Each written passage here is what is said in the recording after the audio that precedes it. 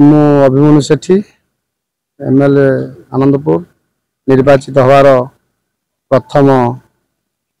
कर्मी बैठक डाकी हदगड़ ग्राम पंचायत को ये सब माँ मौसी गुरुजन सरपंच समिति सभ्य एवं अन्य बंधु मान उपस्थित थे। आमर हदगड़ पंचायत इलेक्शन मैटर नहीं समीक्षा बैठक होती आगामी दिन में किपरि श्रृंखलित हिसाब से पंचायत चलो से प्रति परिमाण सहित आलोचना कली एवं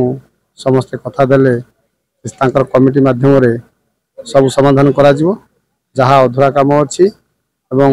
जो माँ मौसी मान भत्ता हो पारनी चाउल कार्ड पाऊना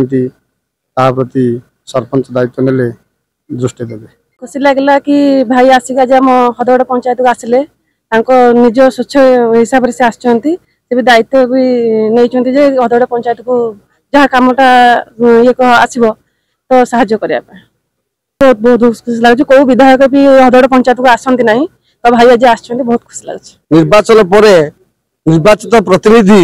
निजे फोन कर पंचायत को आसवे तेणु यह एक सौभाग्यर कथा और गर्वर विषय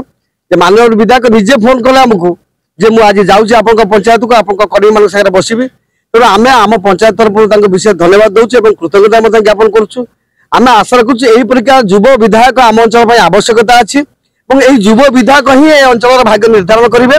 तेणु आम पंचायत तरफ विशेष धन्यवाद दूसरे और कृतज्ञता ज्ञापन करूँ। मोर हदगड़ ग्रामवासी को मोर नमस्कार बहुत विपुल मात्रा भोट दे आम अभिभाई युव विधायक को जितई बहुत बहुत अशेष अशेष धन्यवाद। आउ विशेष खुशी लगिला जे विगत बहुत वर्ष धरी एमएलए इलेक्शन हो कि कौन इलेक्शन ये आम पाखे कहीं आसिक ठिया हुए ना आउ बहुत खुशी लगिला जे अभिभाई आमर गोटे जो आदिवासी बहुल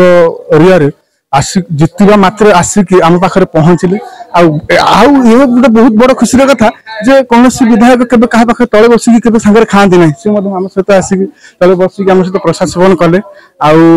आदिवासी बहुल एरिया युव विधायक हिसाब से बहुत किसी डेवलपमेंट हम बोलिक आमको कही भरोसा अच्छी।